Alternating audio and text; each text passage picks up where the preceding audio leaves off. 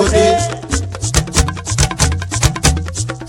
òde òde òde ọba tá ń wí òde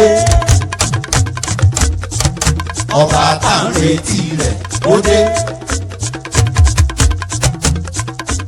olùgbàlà òde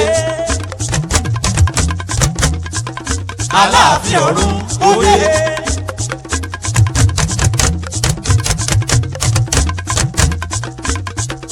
ọba tí a bí láti wá gba gbogbo ayé òde. nítorí ọba nítorí ọba nítorí ọba lè ṣe kánkákánká ẹyẹ má ṣe bẹ́ẹ̀ mọ́. nítorí ọba nítorí ọba nítorí ọba lè ṣe kánkákánká. ọba tó ọba tó ọba tó ọba tó ẹ̀rù ọba ni mo bà. káyéésì o. kérésìmesì ọdún dé ọdún olówó. kérésìmesì ọdún dé ọdún ọlọ́mọ.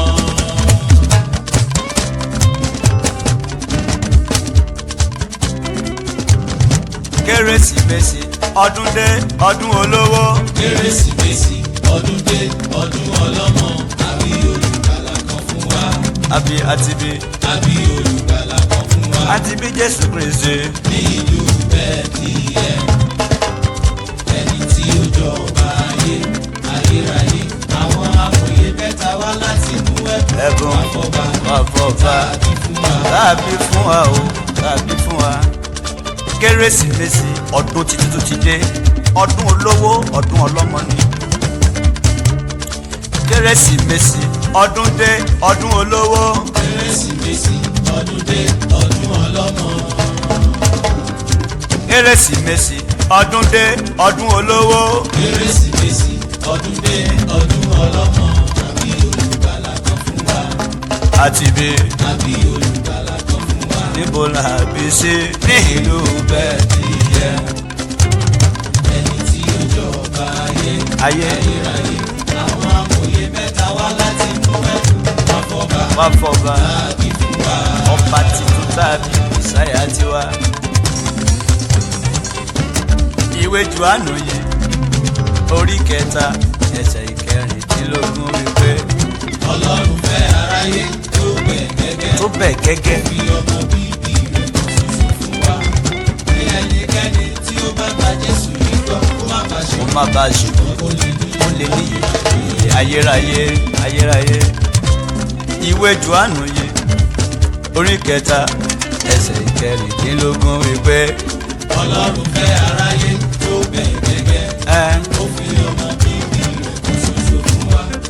bí ẹnikẹ́ni tí ó bá gba Jésù yìí gbọ́ kó má bàa ṣe pé ó lè ní ayérayé. nípasẹ̀ Ádámù àti Éfà ẹ̀mí àgọ́ gbogbo ayé ló dẹrú ẹ̀ṣẹ̀ dẹrú ikú. nípasẹ̀ Ádámù àti Éfà ẹ̀mí àgọ́ gbogbo ayé ló dẹrú ẹ̀ṣẹ̀ dẹrú ikú. Jésù Kristi yìí lọ́ba tí a bí sílé ayé. ó wá gba gbogbo aráyé là kúrò nínú ẹ̀ṣẹ̀ gbogbo. nínú ẹ̀ṣẹ̀ àti ikú gbogbo. Jésù Kristi yìí lọ́ba tí a bí sílé ayé. ó wá gba gbogbo aráyé là kúrò nínú ẹ̀ṣẹ̀ gbogbo. àti bí olùgbàlà kan fún wa. àti bí àbí olùgbàlà kan fún wa. níbo la bí sí. ní ìlú Bẹ́tílẹ́hẹ́mù. ẹni tí ó jọba ayé ayérayé.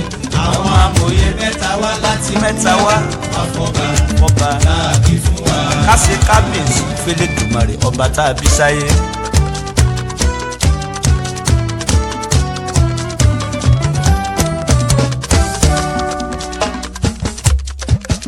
ó kọ́ mòye faithful joyful and triumphant ó come ye ó come.